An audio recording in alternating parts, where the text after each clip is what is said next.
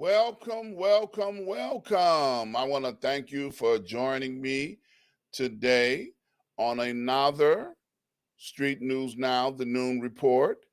I am expecting our fearless leader to join us sometime during the course of the broadcast of today, Mr. Lee Michaels. She's on assignment, but he should be joining me. Notice I put all those maybes in there.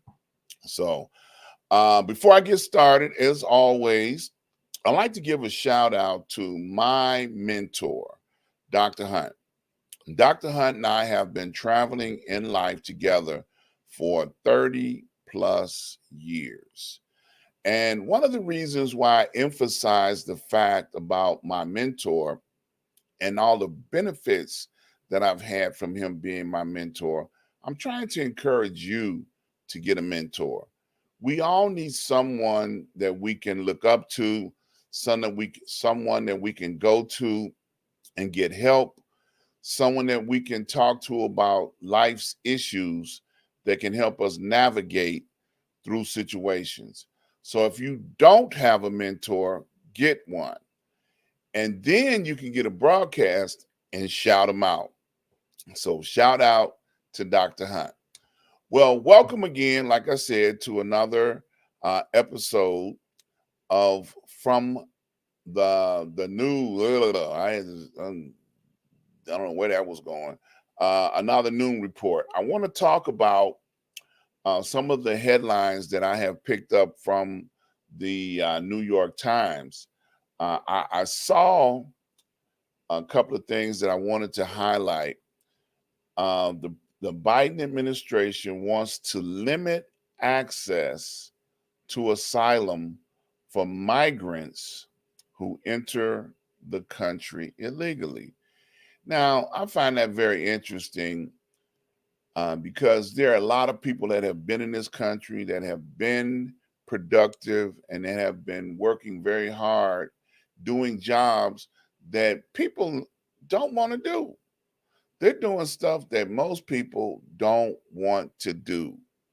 So if they are a group of people that have come here and are doing their job, they're not doing criminal activity, then they should be allowed to be able to work their way into getting the citizenship and the asylum that they need. Case in point, I know many people that have caretakers, many of them from different countries like the Philippines, Africa, Mexico. They get over here and they do 24-hour sleep-in caretakers. Now, a lot of people don't want to do that job. I know people that are in the nursing, CNA field, and they don't want to spend the night with their clients continuously, night after night, week after week. And a lot of the people that are in this field from other countries, they don't have a problem with that. They're willing to do that job continuously and keep on doing it and take care of our mothers, our grandmothers, our grandfathers, and even our children, because sometimes we have to work long hours on our jobs and we don't have reliable family members that we can leave our children with. So when we get these caretakers or babysitters, sometimes their paperwork might be a little funny or non-existent, but they're willing to do it because they'll take those jobs under low-paying situations, and then they send all their money back home. And a lot of times they'll send for their family members to come over here, and they establish a network of working in these types of jobs. They hand them down to people that will continuously do these jobs that nobody else wants to do. Okay.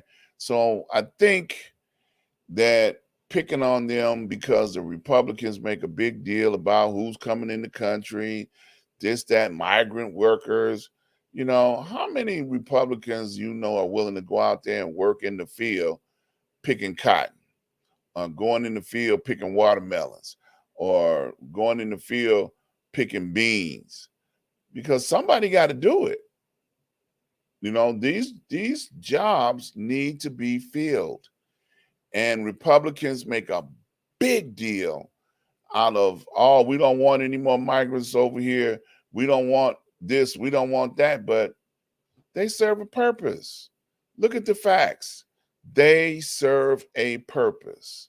Allow them to do what they want to do, which is just work.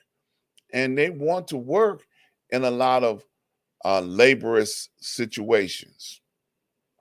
Okay? So leave those people alone. Let them do what they want to do and make that money and bless their family. Okay?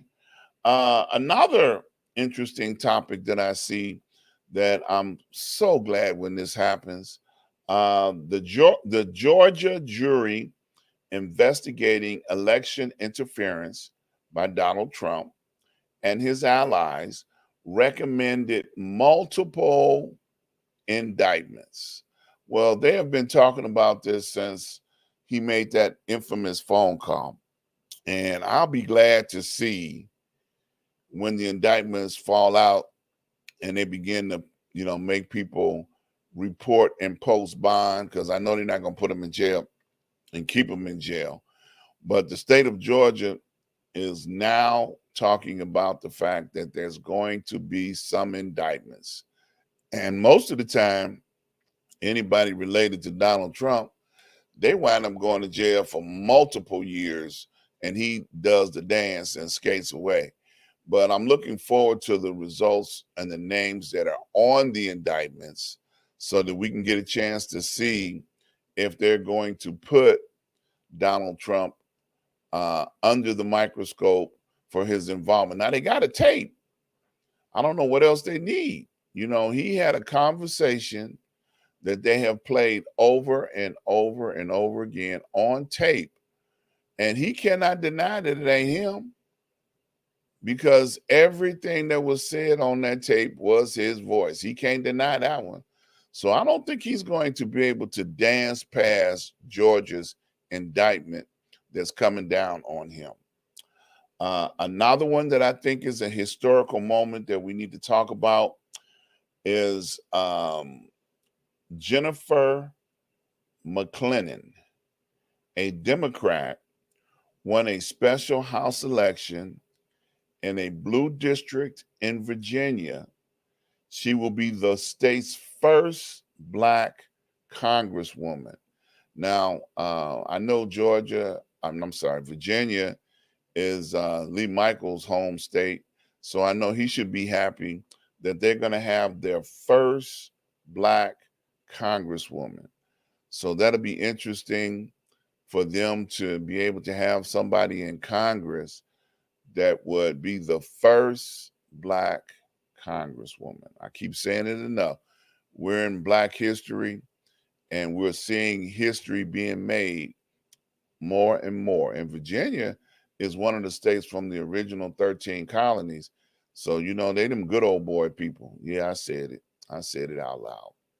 But they were able to get this woman elected as the first Black congresswoman. Another interesting topic on today, Kevin McCarthy, the House Speaker, gave Fox News, Tucker Carlson, access to a security footage from the Capitol attack. Carlson has promoted conspiracy theories about the attack.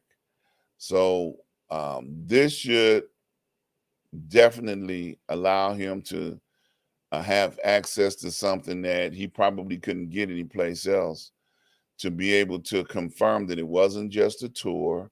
It was not just a handful of people out for a stroll that got a little out of hand. It was an attack on the Capitol, where many people in the Capitol life were in jeopardy, including the vice president, who on last week we talked about, where he didn't want to testify about what took place in the Capitol when they were having a Les Lynch Pence, rally outside. he doesn't want to talk about it to the Department of Justice, and he's actually reaching out with his legal team trying to refuse to testify about that incident. So interesting, your people, Republicans, coming after you with a rope, and your life is in fear. If it were not for the Secret Service that were doing their job on that day protecting you, you might have got had. Okay, if they'd have got a hold to you. One more footage that I'm one more line of news that I'm looking at. Representative Barbara Lee, a progressive, has joined the race in California for Dianne Feinstein's Senate seat. So a lot of seats coming up. A lot of people are getting old, retiring, getting sick, don't want to be in government anymore. One thing for sure, I can say that the government has really lost its way. They're not as effective as they should be for the people, and that's a problem. They should be much more effective for the people and not personal agendas. Now, one thing I want to talk about on today, I've been kind of saving this for the end of my conversation, is that we have saw the news report on yesterday where the president of our United States went over to visit Ukraine. And then he made a big speech in Poland on yesterday, where he is willing to authorize billions of dollars to support what's going on the ground in Ukraine. Now, I think that we have plenty of places in the world that need billions of dollars, including the United States, in relief. We have poor people. We have plenty of situations in the United States that can definitely use billions of dollars in relief. But yet, because there's a war going on against Putin, we have gotten knee deep, elbow deep, neck deep involved in this situation under the auspices that we're trying to be the anchor to help what's going on in Europe. He's reassuring Poland and all of Europe that we want to be the financial big brother to help with these situations. Now, keep in mind, some of those billions in dollars of relief that's being offered up is in the fact that weapons makers are being paid for the supplies that they're sending to this war. Now, if you're a weapons manufacturer and the United States government is, paying you to manufacture rockets, missiles, bullets, guns, and these weapons are going to a war front in Ukraine, the weapons manufacturers are doing quite well for themselves because those billions of dollars are winding up in more rich people's hands. Come on now, you ain't fooling me. We're not sending weapons anywhere in the world for free. Okay? These weapons are being paid for by relief funds that we, the taxpayers of the United States, are paying for. Okay? There's big money in war. There's plenty of big money in war.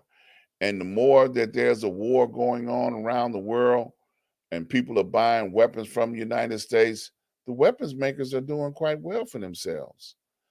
Now, we, on the other hand, are footing the bill. Our children's children will be footing the bill on all of these relief packages that are going out all across the Ukrainian situation. So, we wonder, why is it that we're having so much involvement I don't think it's because of Putin. I think it's because it's an opportunity to make more rich people rich. Hello? Now prove me wrong. If you can show me some place where the relief is not going in the hands of the weapons makers, show me. I challenge you to show me that.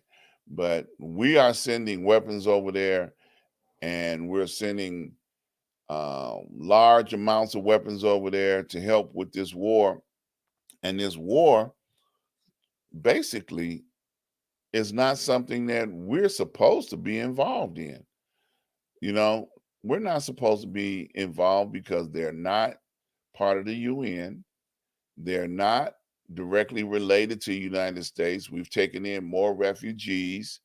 The president talked about Poland taking in so many refugees and offering them a place to escape from the war that's going on in their country.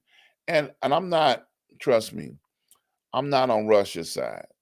Not by no means. I think it's definitely a humanitarian atrocity for them to attack this country and have gone in there with the intention of just bullying them, and that's what they've been doing.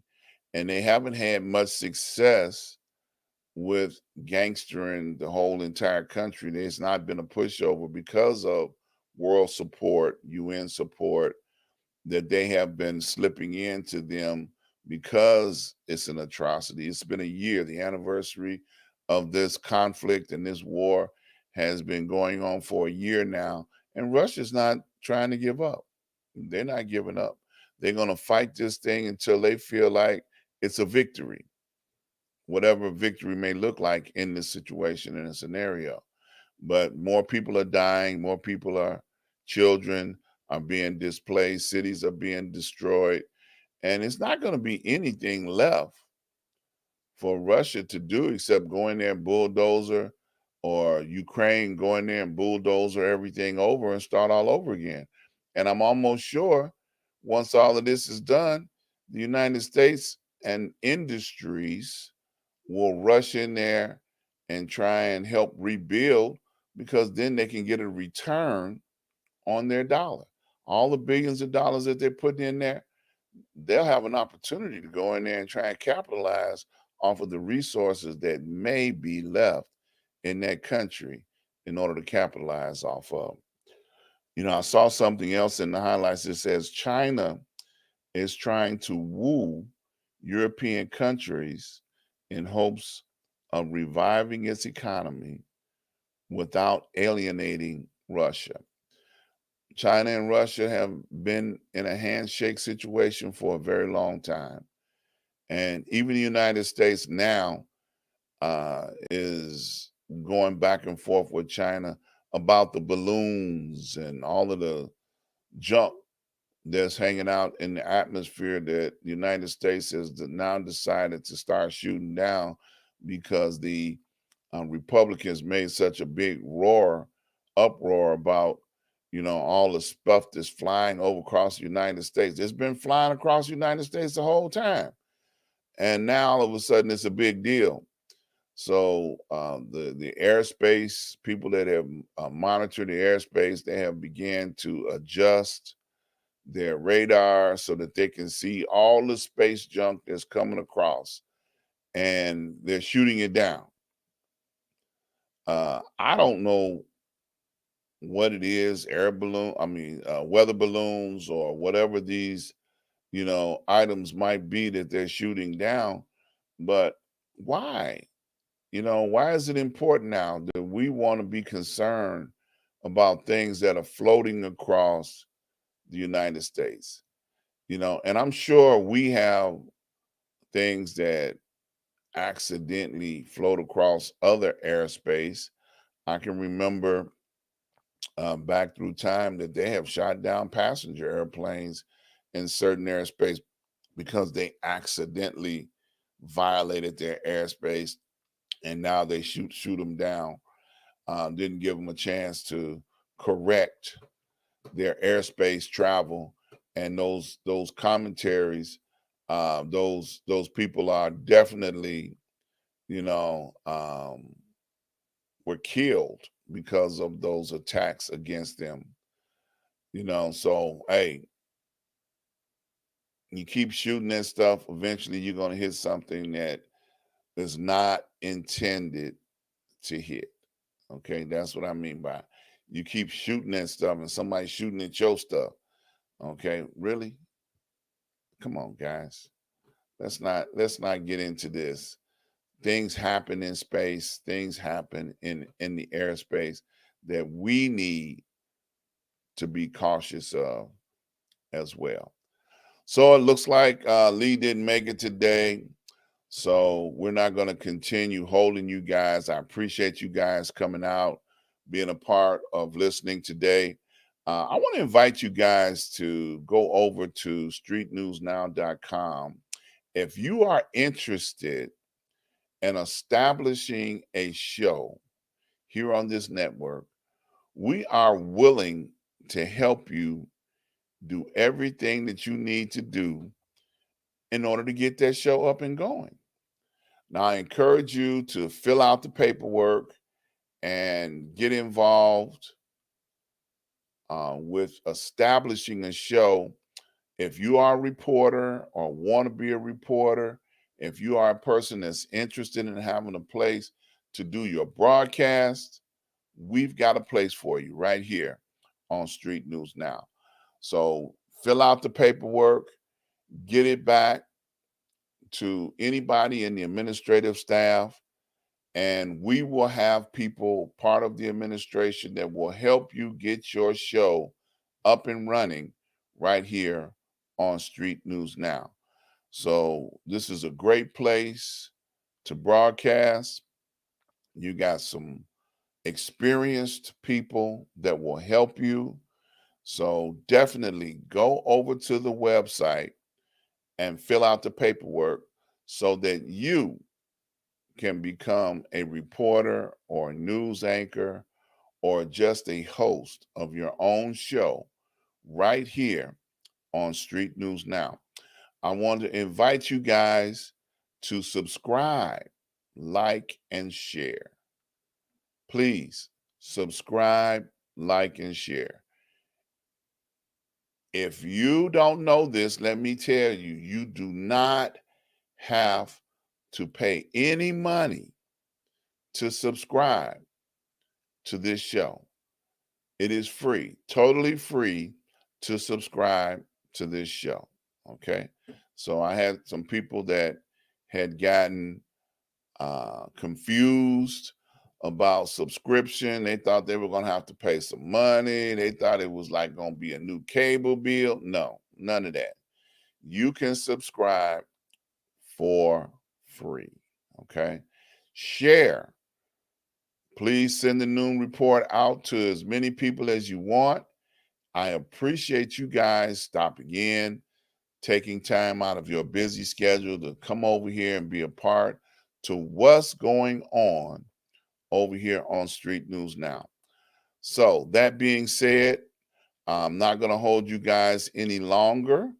So please tell somebody, share the show, and I'll see you guys on next week. Be safe and be careful. Peace.